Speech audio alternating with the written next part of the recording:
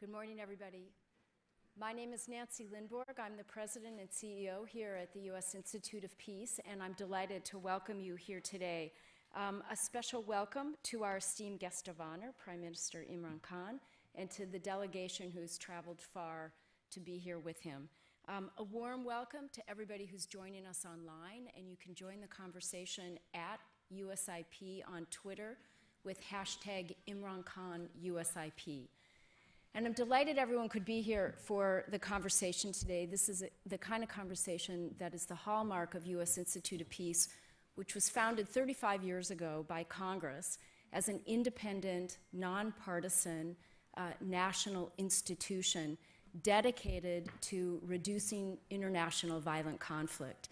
And we very strongly believe that peace is possible, that peace is practical, and it is absolutely essential for U.S. and international security. So we pursue our mission by linking research with policy, with training, and with action, working on the ground with partners. Our Pakistan program is one of our largest here at the Institute, and we've been active in the country since 2011.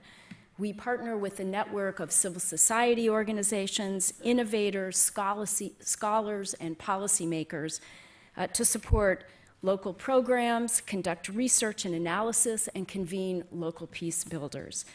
We've supported programs in cities and villages throughout Pakistan. We focus on increasing tolerance of diversity using arts, media, and culture to promote dialogue and peace education. USIP partners in Pakistan have reached more than 130,000 youth and has helped support their peace-building activities. I've been fortunate to have a chance to visit and to see the extraordinary impact that these young leaders are having. We also work with other institutions, including the police, to promote police-community relations and enable the police to be more effective at nonviolent means of addressing conflict.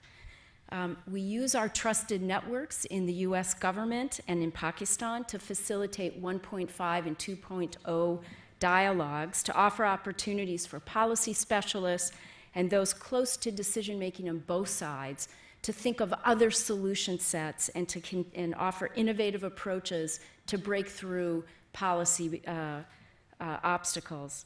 So we have a long history also of hosting Pakistan top political officials. Last year, we were honored to host Pakistan's Foreign Minister, Shah Mahmood Qureshi, who's here with us today. Welcome. And we're also delighted to have with us Pakistan's ambassador to the U.S., Asad Khan, who's a good friend. Pleased to have you back with us. Today, of course, we are honored to have with us Pakistan's Prime Minister, Imran Khan. This is his first visit to Washington since becoming Prime Minister last August. We have had the honor of hosting him in the past. The last time you were here was in 2009. The Prime Minister comes to Washington at a particularly critical moment in U.S.-Pakistani relations. And yesterday, hopefully we'll hear more about it, he met with President Trump for the first time to discuss cooperation between U.S. and Pakistan. So today we thank Prime Minister Khan for the opportunity to hear his insights into developments in Pakistan and what we can expect from Pakistan on the international stage. After the Prime Minister's opening remarks, I'll host a moderated discussion with him and then take questions from the audience. We have people circulating with note cards. Please write down your question and pass them in to a U.S. volunteer, and we'll also be taking questions from online. And with that, please join me in giving a warm welcome to Prime Minister Imran Khan.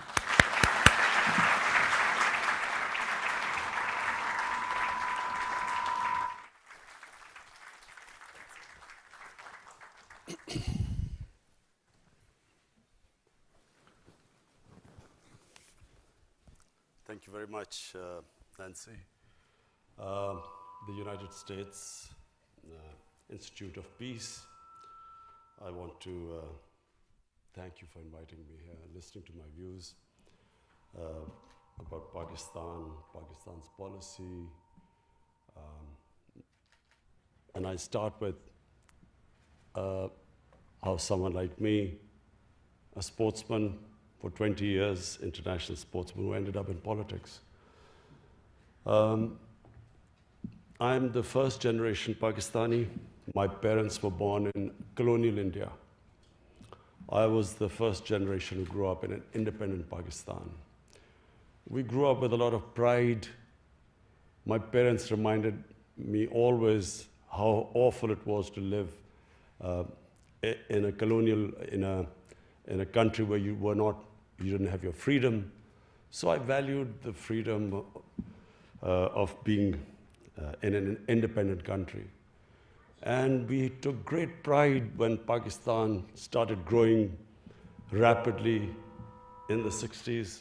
It's not used to my voice, I think it's too heavy for it. In the 60s, Pakistan was the fastest growing country in the whole region. Pakistan was a country which gave us hope. We grew up feeling that this is a country with a destiny. And then things started going wrong from 70s onwards. And I was playing cricket for 2 decades, international sportsman. I finished in the early 90s. And my initial thought after playing sport was to go into social work. I had already started building a cancer hospital. My mother had died of cancer. And I realized that there was no cancer hospital in Pakistan, so I thought I would build one. Specifically because poor people cannot afford cancer treatment. So I spent 6-7 years of my life after cricket building and then running the hospital. But it was during that time I realized that this is a big country. Social work was not going to change it. The only way it would change our country is joining politics. Change only comes through when you head a government and bring about a change. And the reason why I joined politics was because I realized our politics was going in a direction which was leading Pakistan to nowhere. Problem with most ex-colonial countries was exactly what Pakistan was facing. If you look at Africa, you look at the independence movements in Africa, and then the leaders who came from the independence movement, once they assumed government, a similar pattern took place. The moment they got power, they used power for benefiting themselves. Corruption was the main reason why countries could not reach their potential. And Pakistan was exactly that country which in 60s, while was taking off, from mid-80s onwards, it started going down because of corruption of the ruling elite. So when I formed my party in 1996, it was on an anti-corruption platform.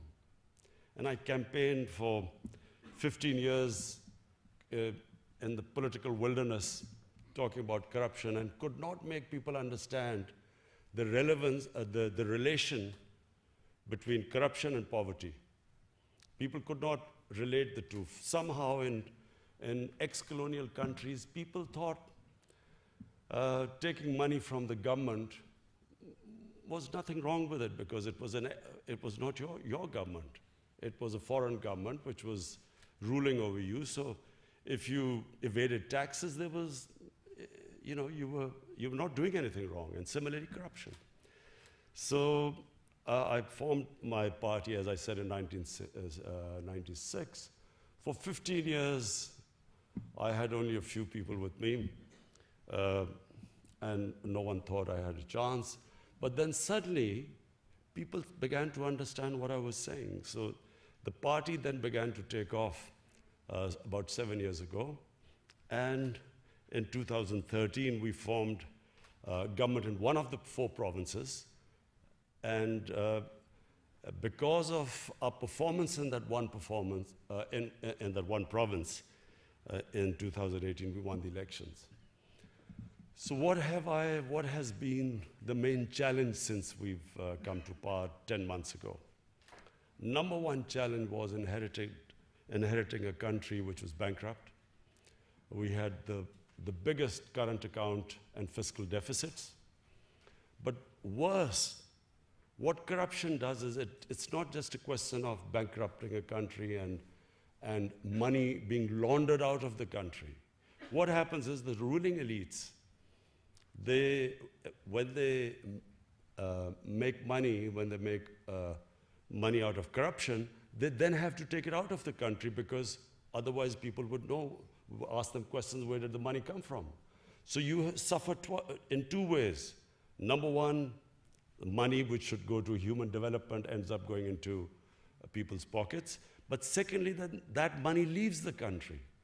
And in my opinion, which I spoke to President Trump yesterday, the biggest problem that the world faces is about $1 trillion leaving developing and poor countries and either going into offshore accounts or they end up in Western countries. And this is impoverishing, this is causing more deaths than through terrorism, than through drugs. The amount of people dying of hunger and disease, lack of education, not having clean drinking water, is because of the ruling elites and developing world taking that money out and parking it into, as I said, offshore accounts or Western countries. So we faced a similar situation. We had the biggest current account deficit and fiscal deficit. But the other aspect of corruption is that in order for the ruling elites to take money out, they have to destroy the state institutions. Because if the institutions are strong, they would not be able to take the money out. For instance, if your anti-corruption body is strong, if your justice system is working, is robust, if your taxation department, like equivalent to the Indian revenue here or the IRS here, if these institutions are strong, you cannot take money out of the country. But that's the biggest damage these corrupt ruling elites do to developing world. They destroy these institutions. So, you can recover the money, but what you can't, to build institutions takes time. So the biggest challenge we have faced since we've been in power is trying to build the state institutions. And, we have succeeded, we have turned around various institutions, but it is a slow process. The relationship which we've had with our neighbors, the other priority we have tried to instill in Pakistan amongst the people is that we must have good relationship with all our neighbors. Because Pakistan at the moment, most of all, needs stability. We need stability for economic progress. We need peace. And so for peace, we need to have a good relationship with our neighbors. So first was me trying to reach out to India. India is, a country which we've had turbulent relationship with. But unfortunately, because of one issue of Kashmir, whenever we have tried, whenever relationship has started to move in the right direction with India, some incident happens, and that's all related to Kashmir, we go back to square one. And so I reached out to my counterpart in India, the Indian Prime Minister, assured him that, you come one step towards us, we will go 2 steps towards you, because the biggest problem India and Pakistan face is poverty. And the best way we can reduce poverty is if we start trading with each other. The next was Afghanistan. We again have had a difficult relationship with Afghanistan. And so we have reached out. I have invited President Ghani to Pakistan. And, it's a sort of long story, but we are moving towards, fortunately, we're all moving towards the same direction. There's a convergence now in Pakistan, in the US, that there is no military solution in Afghanistan. So we're all working towards the peace process. Similarly, with Iran, we've had sort of a decent relationship with Iran without, it's not really a warm relationship, but a decent relationship with them. So we reached out to all our neighbors. And the next is the US. US is a superpower. You have to have good relationship with the US, whether you like it or not. So I was a bit worried when I was invited to meet President Trump. I've been in limelight, public life for 40 years. And sort of when I've gone to meet people who are famous or well-known or in power, you normally get advice that, what you should do, what questions you should ask when you meet them. But never in my life have I had so many suggestions before I was going to meet President Trump. Inundated. And I have to say that it was one of the most pleasant surprises, not just for me, for my delegation. The way, the hospitality, the way he, straightforward, charming way he treated us, so we were all blown over. We loved the meeting with the president yesterday. But above all, we decided on how we will now have a close relationship between Pakistan and the US. How we will now ensure that there is no communication gap. The period from 2003 or 4 to 2015 was the worst in the relationship between Pakistan and the US. Pakistanis felt that they were fighting the US war. No Pakistani was involved in 9/11. Taliban were in Afghanistan, Al-Qaeda was in Afghanistan, but Pakistan ended up involved in that war, and we lost 70,000 people. We lost over $100 billion lost to our economy. And yet, there was mistrust. Pakistan felt it was doing its best. It could have stayed out of the war, and yet, Pakistan participated in the war, and Pakistan took a battering. There was a point when people like us thought, are we going to survive? Because there were suicide bombs going on every day. There were no sports team used to visit Pakistan, forget about investors. And so we passed through a terrible period, but at the same time, the US thought we weren't doing enough. We were playing a double game. So that was, in my opinion, the worst. It was the worst phase between the relationship between US and Pakistan. I was one of those, and I came here, I think in 2009, and I tried to explain to people here that there was no military solution in Afghanistan. I met, then Democrats hadn't come into power, the elections hadn't happened just before President Obama won the elections. I tried to explain I had a meeting organized, there's Dr. Ikram here, he organized a meeting with Joe Biden, John Kerry, Harry Reid, towering figures of the Democratic Party. And I sat there and tried to explain to them the history of Afghanistan, of Pakistan's tribal area, and tried to explain to them that there will be no military solution. But I realized they had no idea. People in the US had no idea about the history of Afghanistan and the sort of conflict they had got involved in. And fortunately, this time, everyone knows, people understand. So why do I think that we will now have the very best of relationship with the US? Because we are all on the same page. Previously, Pakistan army was supposedly fighting for the US, this war on terror, but the US did not think we were doing enough. And in Pakistan, we thought we had gone out of our way. This time, the Pakistan state, our security forces, the United States, all of us are on the same page. That peace in Afghanistan can only take place through a political settlement, through dialogue. So we are all now working on getting the Taliban to talk to the Afghan government. They're already talking to the US. And we hope that this will eventually lead to a settlement. Not easy. It's not going to be easy because there's no centralized Taliban command. It's a devolved movement.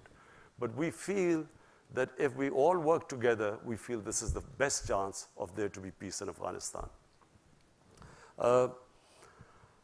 Apart from that, domestically, just one final word before I take your questions. I've struggled these 23 years to get into power. Most of these, as I said, in wilderness, political wilderness. I was not fighting political parties. I felt I was fighting a mafia. And the Supreme Court of Pakistan, actually, when there was this famous court case where the Prime Minister was dismissed, actually called the ruling party a Sicilian mafia. And I say a mafia because this is not normal politics. Because the two ruling families had been in power off and on for 30 years. And when you are in power for 30 years, their penetration was right down in the bureaucracy, in the judiciary, in the election commission. They had enormous amounts of money. And so we won because we mobilized the people. We mobilized the youth of Pakistan. We were very fortunate that Pakistan has 60% of Pakistanis are below the age of 30. They became our big support. The young people rallied around us. And we did, it was the biggest public movement in Pakistan in the last 50 years. And so we won despite having, coming up against big money, despite their penetration in media, the most vilification campaign, personal attacks, and despite that, we won because of social media. This is the new, had there been no social media, probably we would not have been able to beat the established parties. And since we have been in power, we are still up against the mafia. We have been, the problem has been to fix the economy, but at the same time, we have had the entire opposition trying to destabilize the country. So that twice they have tried to create this uncertainty that there's been a run on the rupee. We almost had a run on the rupee because of them predicting that all fake news that IMF had told us that the rupee would go to a certain number, all wrong, but putting pressure on the economy all the time. Finally, I can say right now, after 10 months, we have finally stabilized the economy, and we feel now that we are now, after stabilizing the economy, we feel that we can now move ahead and start our reforms. Our reforms are very straightforward. We believe that real development is human development. So we are going to, all our money, we have decided that all the money which we retrieve from the criminal mafia, we've started a massive accountability campaign. We will then direct it towards human development. We've started one of the biggest poverty alleviation program in Pakistan's history, despite having financial constraints. But we believe that a country cannot rise if there's a small lot of rich people and a mass of poor ones. This is what's happened in Pakistan. The gap between the rich and the poor has grown with each year. And the whole system just caters for a tiny elite. The education system caters for just a tiny elite. To give you an example, we have a total of students coming from what are the elite schools, English medium schools, are 800,000. The children who go to government schools, they are about 33 million. And then children who go to Dini madrasas is 2.5 million. So we have three-tiered system. So the first thing our government is trying to do is to synthesize the syllabus, bring in science subjects, other subjects into Dini madrasas, which are the religious schools. So bring them into the mainstream. Similarly, in the Urdu medium schools, teach them English. so that we equip them for higher education. So we're trying to bring the education system, which is the biggest problem our country faces, and the most difficult problem. So that's number one. Secondly is the Pakistan taxation system. We have the lowest tax GDP ratio in the world. We have, out of a population of 210 million people, we have only taxpayer, barely people, 1.5 million people pay taxes. So there's no way you can sustain a country if you do not expand the tax base. So we now are in the process, very difficult process, convincing everyone to come into the tax net. There are a lot of strikes going on right now, but we feel that we will be able to overcome them. Because it's imperative now that the Pakistani people pay taxes. The challenge, of course, has been that this mafia, I call this mafia, in 10 years, just so that you understand what they have done to our country. Because later on, you might ask me, why is this political victimization? What I call accountability, people will say political victimization. But I'll just tell you what they've done to our country in 10 years.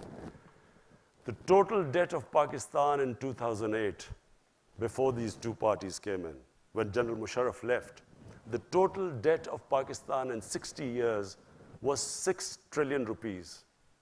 In the last 10 years, they've taken it from 6 trillion to 30 trillion rupees. So where has this money gone? I've set up a commission, a debt commission, which is now going to find out where this money disappeared. So which is why we are going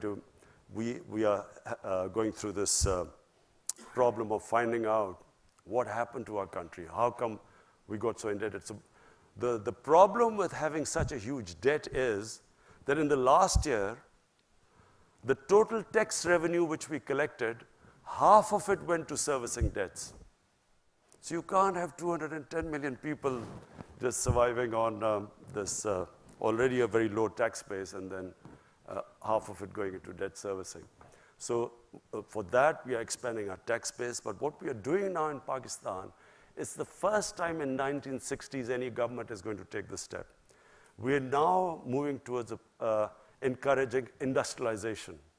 In 1960s, Pakistan's industrial production was equal to 4 Asian tigers' industrial production: Indonesia, Malaysia, Philippines, Thailand. The combined industrial production was equal to Pakistan's in 1960s. After that, unfortunately, we deindustrialized. Our exports actually went down because our policies just did not encourage industrialization. So we now have embarked on a program of industrializing our country. We are giving incentives to industry.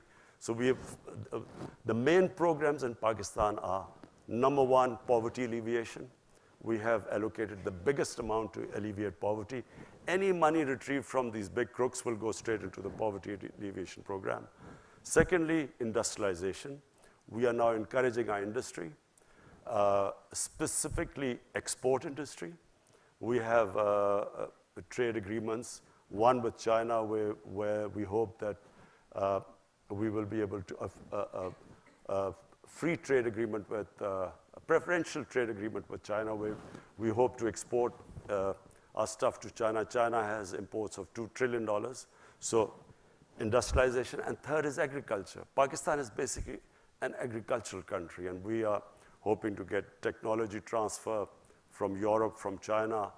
Hopefully, we've spoke to companies in the United States so that we can improve our yields. Pakistan has the lowest yields, one of the most productive lands, but the lowest yields. So what we hope is that this three-pronged attack, we will be able to raise Pakistan's economy, provide employment to our people, improve productivity. So this is basically where we are headed. Thank you.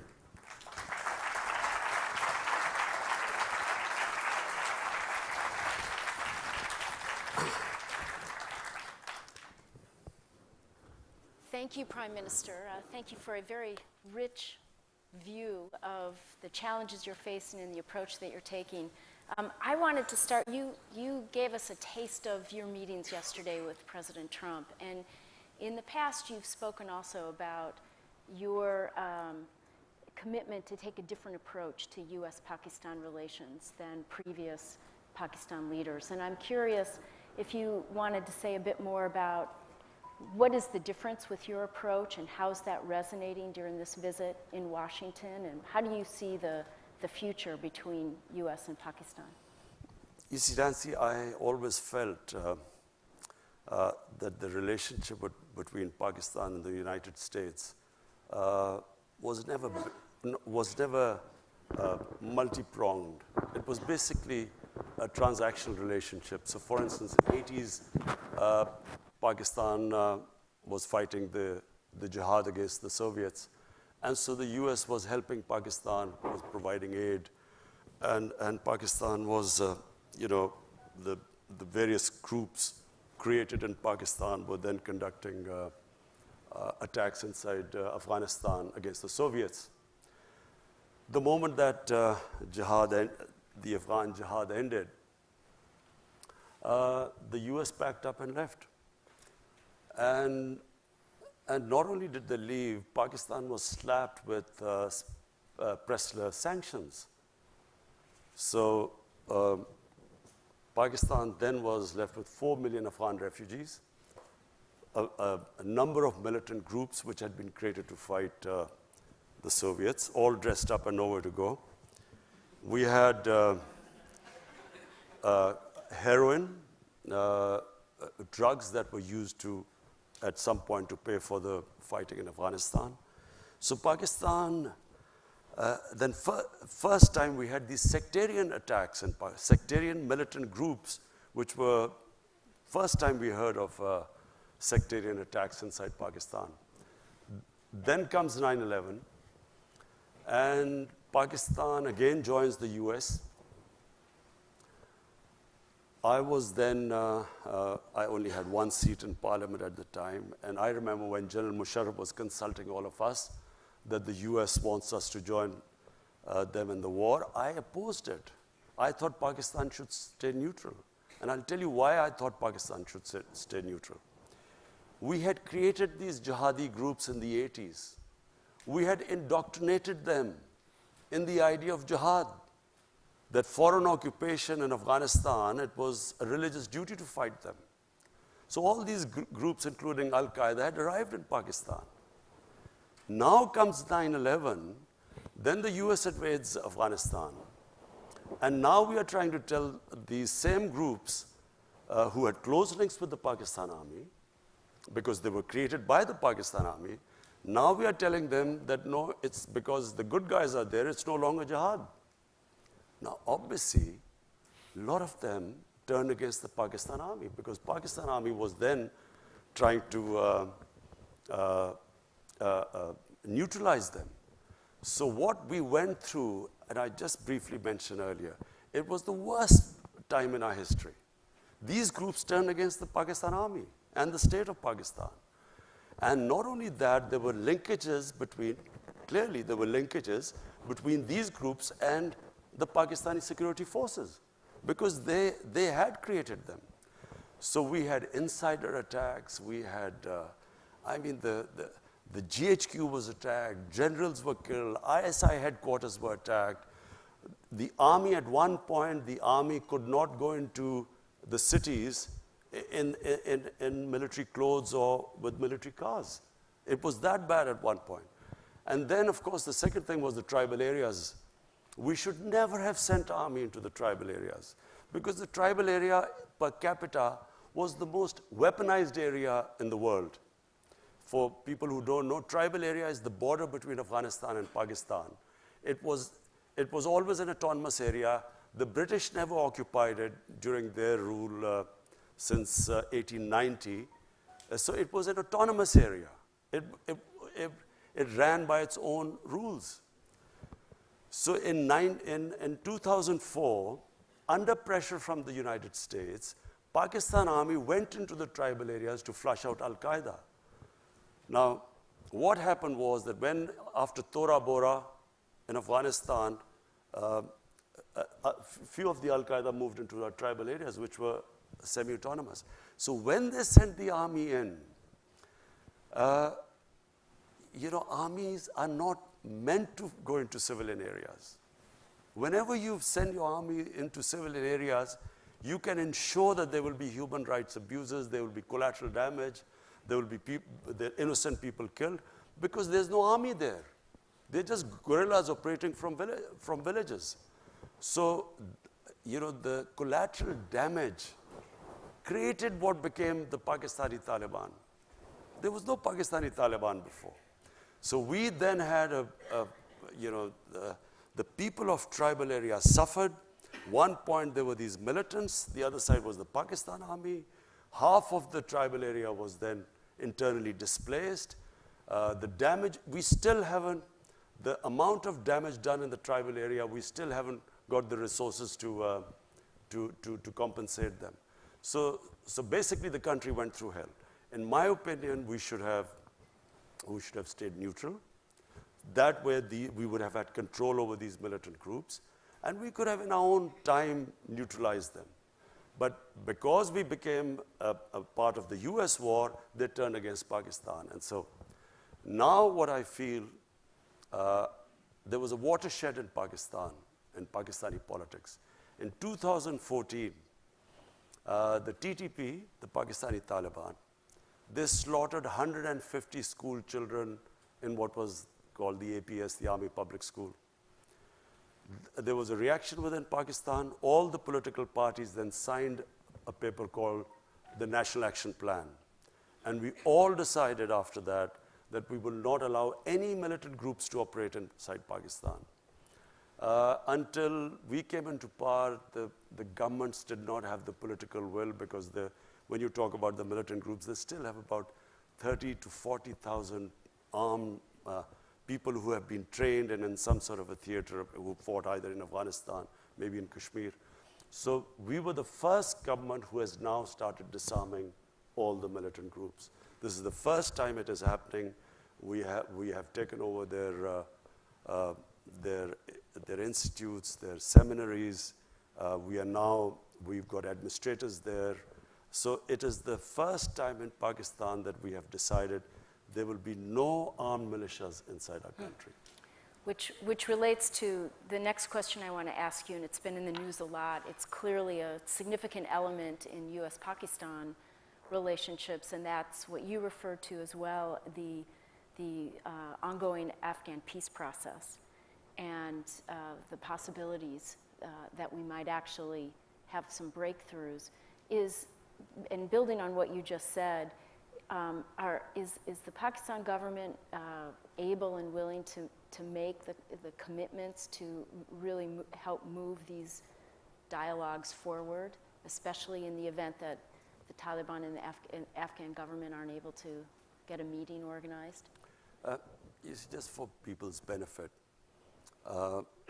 The fear amongst the Pakistan military establishment was always that there would be a two-front situation.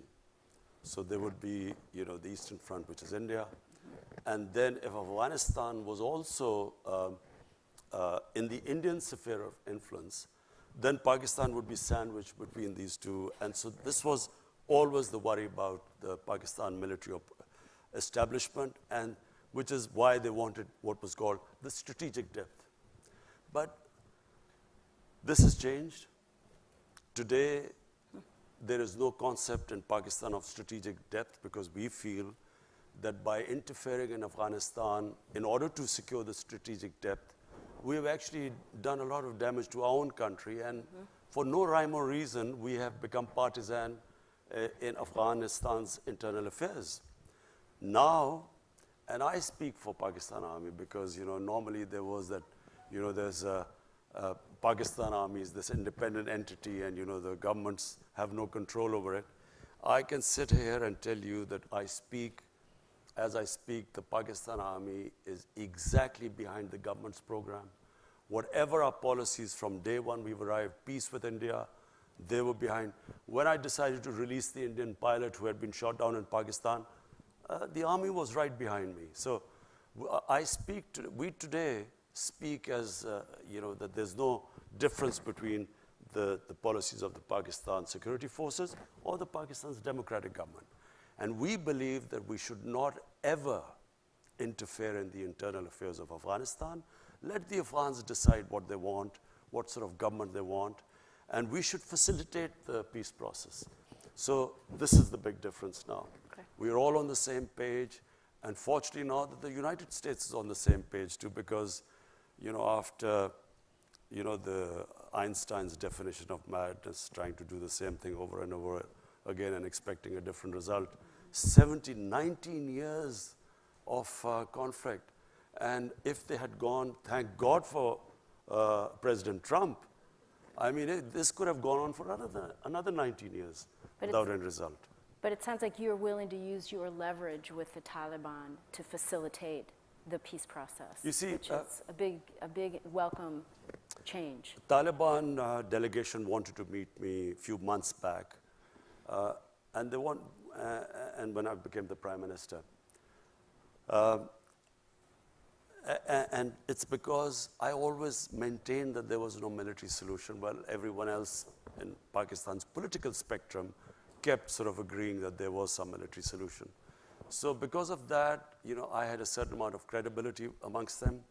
They wanted to meet me, but the Afghan government at that point did not want me to meet them. So I did not meet them, but now when I go back, after meeting President Trump, and also I've spoken to President Ghani, now I will meet the Taliban, and I will try my best to get them to talk to the Afghan government, and so that the election in Afghanistan must be an inclusive election where the Taliban also participate in it. Great, thanks. I want to ask something that's very important to people here, and that is the view that in Pakistan, censorship and harassment of the press, of activists and dissenting voices of women is on the rise. And you just spoke very eloquently about a new Pakistan, talked about the inequalities that have plagued the economy. And I'm curious, what are your thoughts and commitments about also protecting the pluralism and the freedom of speech and of the media that's so important to a democratic Pakistan? Just let me say one thing. My government, and time will prove this, will be the most inclusive government in Pakistan ever. We will try, we have already now ensured full protection for our minorities. We have, I won't go into detail, but there's one element where we still have a problem.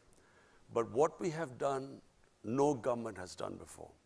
And I'll give you an example that there was this case of Asia Bibi. She was this Christian woman who was jailed, and no judge would try them because of blasphemy. And because of the strength of one particular group, which had the previous government was held hostage by the group. They came in and they literally blocked the roads.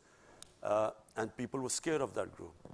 So when the judgment was given to free her by the Supreme Court, the same group then threatened. They came out on the streets. They were rioting for 2 days, and the stage was held hostage for 2 days. But this is the first government that, on the next opportune moment, actually took them out. We put them in jails. We just completely, and Asia Bibi was then safely, she came out, and then she wanted to leave the country, and we helped her. So all I'm saying is that this government you will see that it will treat its minorities as equal citizens. There is just one thing, I don't want to go into details, but there's one aspect, I can't talk about it, but we have still a problem. I'm not saying we've completely controlled the situation, but you will see that this is not out of worry about what the Western world or any other people say about us. It's because out of our conviction that our minorities, according to our religion, according to our constitution, are equal citizens. Now the media. I have, my life, I went to university in England, and I spent about 18 summers of my life in England. And I've seen the British media, very open, very free media. The Pakistan media, in my opinion, is even freer than the British media. There is the media in Pakistan, is not just free, but sometimes out of control. I can tell you that in Britain, no media would have published things like, or said on television things like the Pakistan media has done. I can tell you since I've been in power. Imagine, I don't even think in America this would be allowed, even though the media has this love-hate relationship with President Trump, more hate than love sometimes. But imagine that, again, a prime minister of a country, and this man sits on television and says that I can tell you that he's getting divorced tomorrow. So if there was some truth in it, you would, okay, if he had some knowledge. But there's only me and my wife living together. Where did he get this information from? But this sort of thing, in the olden days, I can tell you that this guy would have been beaten up. Nawaz Sharif's time, the previous prime minister, he had journalists beaten up. Asif Zardari, people were petrified of him. People would disappear. In my time, I went to the legal channels, I reported it to the media, I went into the court. All I'm saying is that what the media in Pakistan is, you will not find a media like that. And I remember the previous ambassador to Pakistan, him saying that the media was out of control. So what we need is to control the media, and not through the government, but through a media watchdog. At the moment, there are 2 or 3 things the media did. One is that they started reporting wrongly that the IMF had said that the rupee would fall, to a number they quoted. There was a run on the rupee. Who would do that? First, you're fighting in the biggest economic crisis in your history. Second, you have media coming up with this false news about causing a run on the rupee, or the finance minister's change, and so on. So I feel very strongly that we will strengthen the media watchdog. It is not censorship. We will strengthen the media watchdog. But there are 70 channels or 80 channels in Pakistan. Only 3 channels reported that they were having some problems. So we have a whole afternoon's worth of questions for you.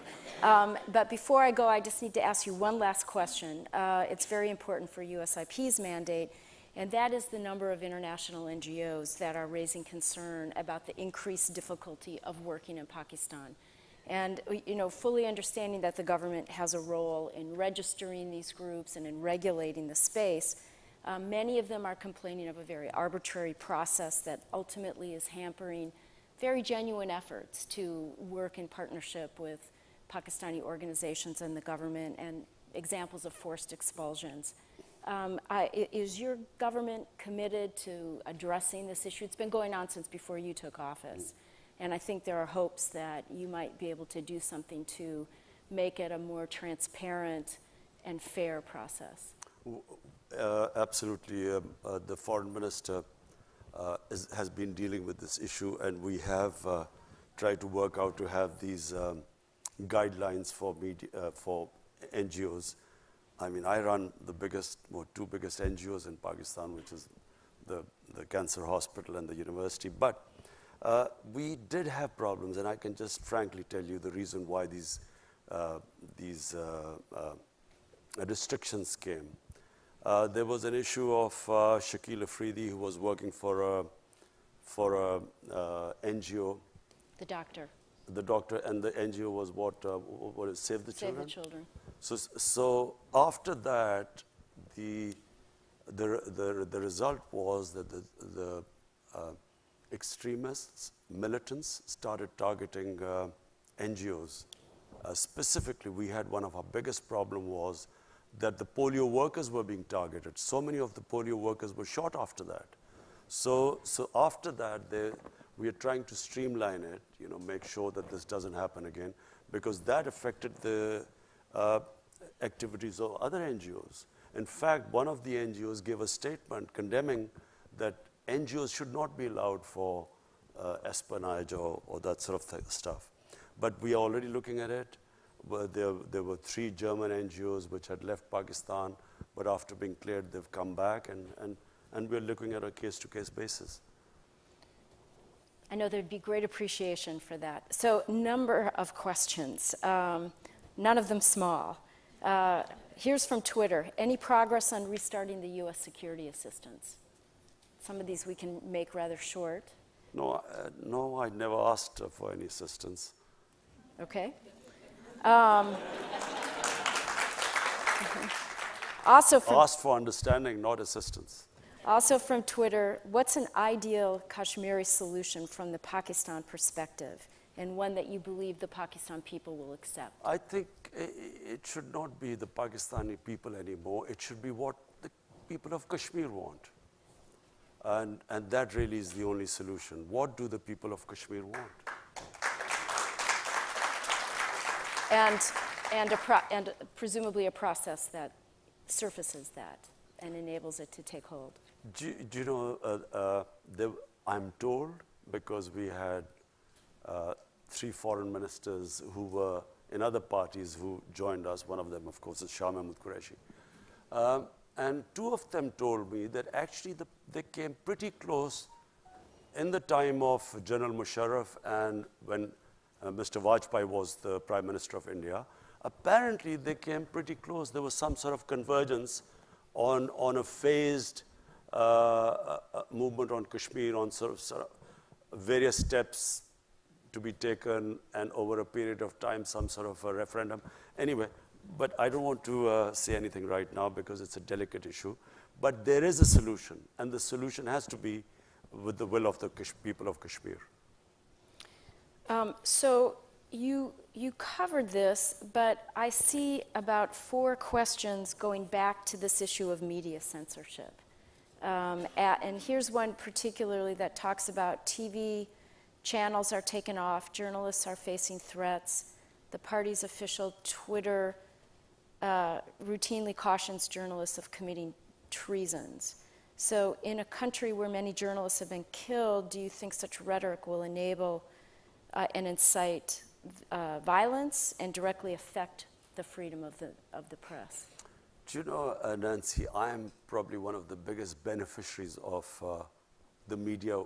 When we had free media, I gained the most because I was, until 2001, there was only one television, and that was the national television, PTV, which was totally a government-controlled television. So with the independent channels coming in, I became the biggest beneficiary because we didn't have any money. I mean, my party was pretty small for a long time. So I was able to go on television and give my point of view. And that's how my party gained, because I had a way of conveying my manifesto, how I would deal with various issues. So there is no question in Pakistan of ever clamping down on the media. I can just tell you that. There is no question. What happens is sometimes, and I will, now that you keep asking, you were stuck on media, so I'll just go, I will just tell you a bit of truth about the media. There is, as Lee Kuan Yew once famously remarked, what was sometimes called freedom of speech by the media or freedom of expression is sometimes the freedom of the owners of the media channels to conduct whatever they want to do. So in Pakistan, what we had the situation where here we were fighting. I don't know how many of you know of the Panama Papers, the Panama Revolutions. So this Panama revelations came about like the WikiLeaks, and our prime ministers, we discovered that he had these luxury apartments in London, most expensive Mayfair, he had these 4 luxury apartments. So like an opposition like anywhere in the democracy. We asked him, where did you get the money to buy these flats? And then started this whole movement to get him to answer these questions. Now, there was a court case in the end, and in the court, he was convicted. But do you know there was a media channel, one of the most powerful media channels, they did everything to protect him. Now, this is not what a media is supposed to do. The media did everything. They covered up for him, not just protecting him. I, who was asking my democratic right a question to asking someone, where did you get the money? I was attacked, personal attacks. I mean, the sort of attacks I faced, no political leader I challenged, no political leader would have gone through the sort of personal attacks they went, because, you know, they couldn't attack me on my, on integrity, so they went on these personal attacks. So this is not normal for media to do this. Media is not supposed to do this. Media is supposed to be a watchdog, to bring out, you know, play the role of an opposition. But they're not about personal attacks and trying to blackmail you.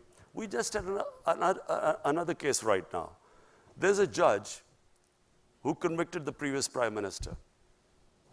Now this judge, the opposition brought out a video blackmailing him about him with some compromising video with some woman. They brought this up. This happens in Italian mafias. It doesn't happen in democracies. So, I mean, you know, sometimes, you know, I firmly believe that eventually we will have to move where the media owners will have to disclose their source of income. You know, just like anyone else, they'll have to say, how much tax do they pay? What is the source of income? Even if you ask them how much tax you paid, some of these media say this is a freedom, it's against freedom of expression. So looking at it from that perspective versus a censorship regime, but more of a transparency effort is the focus. And Nancy, accountable media. Media should also be accountable. You know, you can't have a media sort of protecting criminals in a society. Okay, we're going to move the conversation. Here, there are a number of questions about Afghanistan. I think you've covered that. But here's one specifically asking, how do you view the peace talks about Afghanistan hosted by both Russia and Uzbekistan? You know, we should really get all the neighbors of Afghanistan involved with the peace talks, because this is, it should be the interest. Pakistan, the United States, and Afghanistan. These three countries today are the most interested in having peace in Afghanistan. But not all neighbors are interested in peace in Afghanistan. Because, you know, for various reasons, people have their own, other countries have their own agendas. So I firmly believe that the US should try and co-opt as many countries as possible, because there will be people who will be trying to, you know, put a spanner in the works. And so if the neighbors are all involved, there's a much better chance of the talks going smoothly. And speaking of neighbors, there's a question saying, and you mentioned this in your opening remarks, what role can Pakistan play in easing the rising tensions with Iran and a number of other countries, including the United States, without damaging some of your other relationships? How are you thinking about that? You see, Pakistan is, you know, we're really indebted to Saudi Arabia, we're indebted to UAE, because the way they came forward, you know, when we were confronted with this, when we took over government, we only had 2 weeks of foreign exchange reserves. So we were staring at a default, and these countries came forward to help us, and so we are really indebted to them. But my worry about Iran is, I think, I'm not sure whether all the countries realize the gravity of the situation if there's a conflict with Iran. People don't understand, you know, this is not going to be the same as Iraq. This could be much, much, much worse. It will have great consequences for Pakistan, adverse consequences for our country. It could unleash terrorism, which people would forget Al-Qaeda and those types, because the Iranian, the Shia element in Islam is very cohesive. They have a much greater sense of martyrdom than the Sunni Muslims. The battle might be quite short if it goes ahead and bombing airfields and so on. But the consequences after that, my worry is that not many people fully understand it, and I would strongly urge that there should not be this conflict there should not be another military situation. Pakistan has already suffered. I said, what we went through these last 15 years, the last thing we want is another conflict on our borders. And we would do anything. I mean, if any role Pakistan can play in this, we have already suggested this to Iran. Until recently, Iran was willing, but then when somehow I felt that Iran is getting very desperate, and I do not think they should be pushed into a situation where this leads to a conflict. Another question via Twitter. What are some of the concrete steps your government is taking to ensure that the military operates under civilian leadership? Something you alluded to in your earlier comments. You see, in Pakistan, we had 3 martial laws, and the last one was General Musharraf's. I think General Musharraf's martial law was a watershed in Pakistan, in the sense that there was a opinion across the board that when you have bad democracy, the answer is not to have a military government. Because the military government comes in, it's like curing cancer with Disprin. For a while you feel good because they are organized, it's an organized institution. But eventually, you end up in even a worse situation, because then democracy starts all over again. And what we need in Pakistan now is an extended run of democracy. And I really do believe that the democratic evolution of the country has reached a point where now we will go towards further democracy. I mean, us winning the election is who would have thought we would have won an election against these? How many times in a 2-party system has a third party broken through? It's unheard of. I mean, nowhere in the world does a third party break through. We broke through because of social media. We actually, despite the official media sort of not giving us that sort of coverage, all the opinion polls were that we would not make it. But it was the social media and the young people who came out and made us defeat the 2 established parties. And I think the process will keep going on. I think that in Pakistan, people have tasted freedom. They understand, the power of the vote. In fact, social media has actually democratized the whole world. Everyone now has, they have Twitter. Everyone can participate. That's how we're getting questions. Yeah. Well, I have 2 related questions on that I think build on the vision that you just articulated. And the first is, what will the government do to address closing space for civil society? And how does that fit into your vision? And closing space for civil society and activists. I don't understand. How is the government? Well, I think You're closing space for civil society?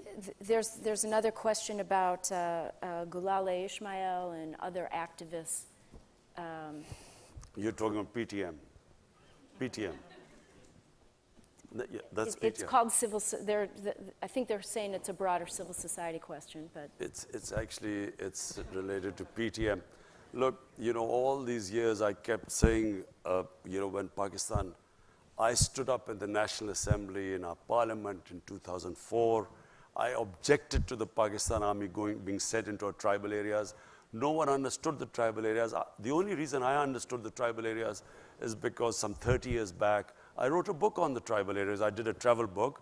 I went all over, and so I understood the tribal areas.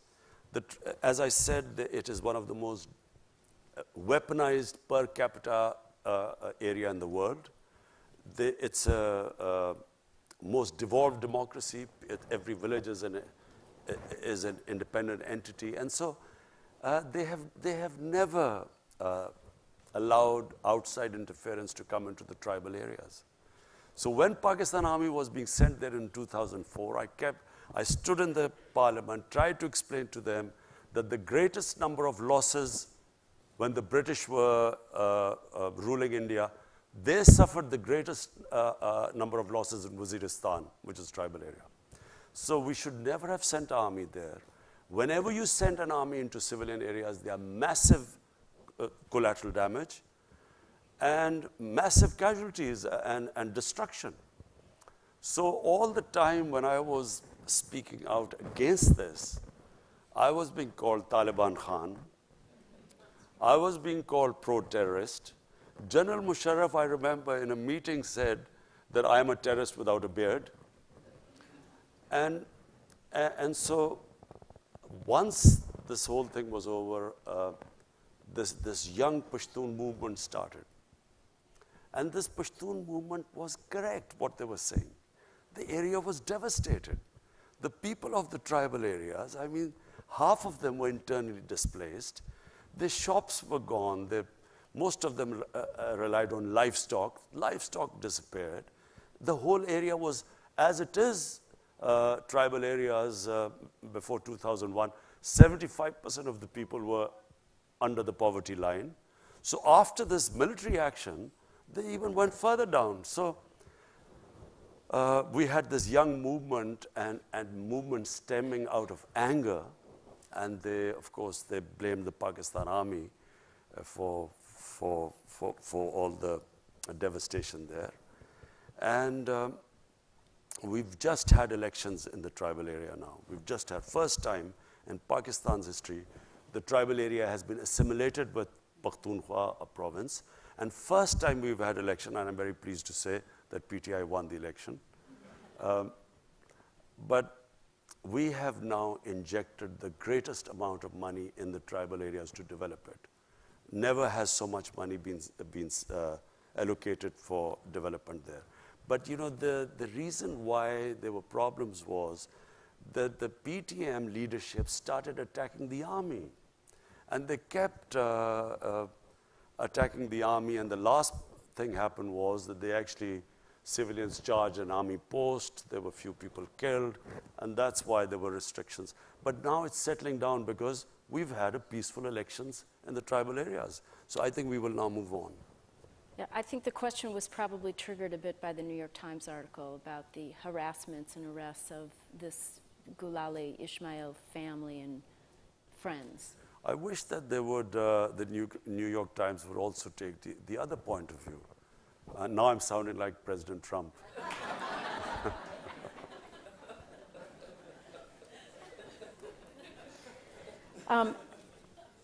So we have time for just a couple more questions. The U.S. has been asking Pakistan to do more in the context of terrorism. It relates a little bit to what you were saying. They particularly were asking Pakistan to do more in the context of JEM. And after the arrest of Hafiz Saeed, is this it? Will he stay in custody this time, or will he be allowed to go off again?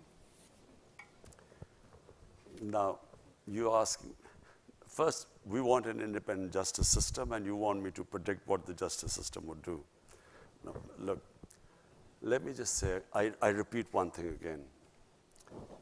It is in the interest of Pakistan that we do not allow any armed militias in our country. We have suffered. The country has suffered sectarian attacks. We have had the worst situation. It has affected our investment. Pakistan has not, it has destabilized us.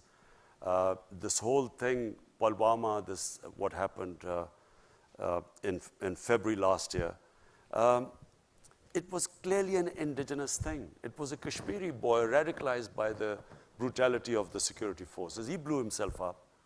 But because this group claimed responsibility, which was in India as well, Jaish-e-Mohammed was operating in India, but Pakistan suddenly came in the limelight. So even before this had happened, we had already decided that we would disarm all militant groups in Pakistan. And it is in Pakistan's interest, I repeat, it's in our interest, because the country has had enough of militant groups. You know, we had ethnic groups, militant groups. We had, in Balochistan, we still have militant groups operating. Then we had these various religious groups.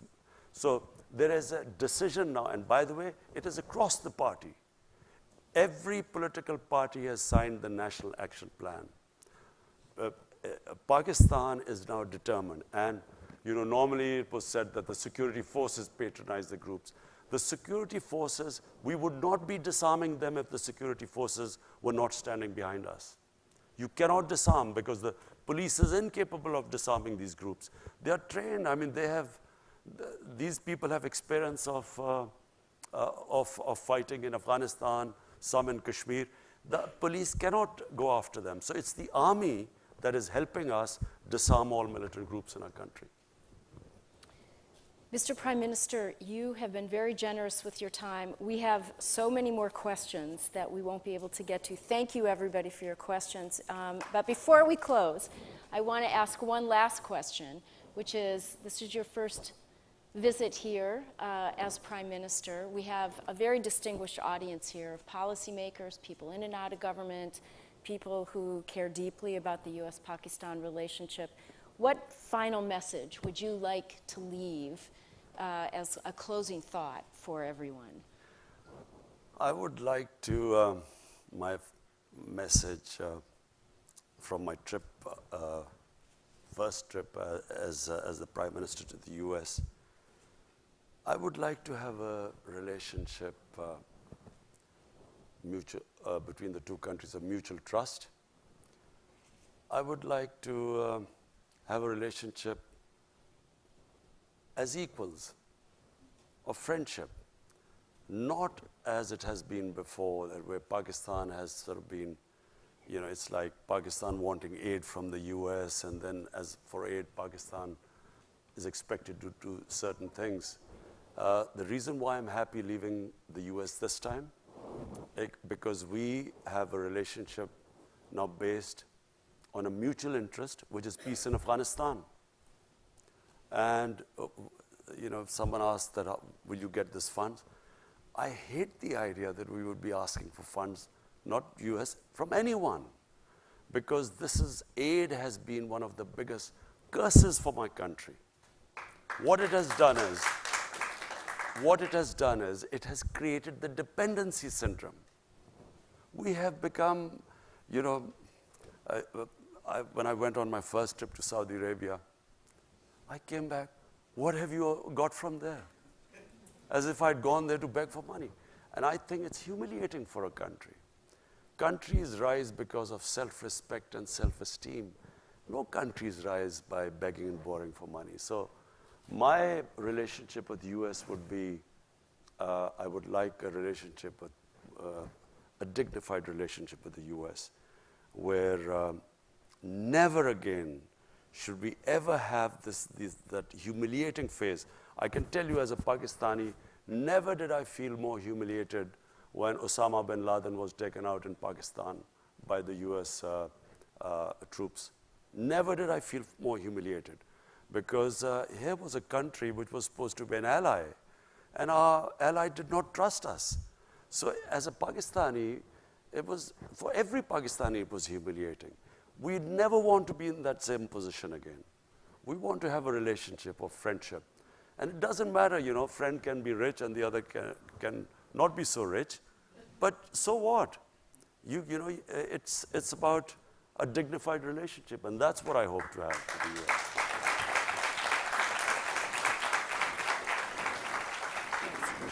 I'd like to present you with a small token of our appreciation for your visit Thank you, here. Nancy. Invite you to come back and wish you all the best. Please join me in thanking the Prime Minister. Thank you.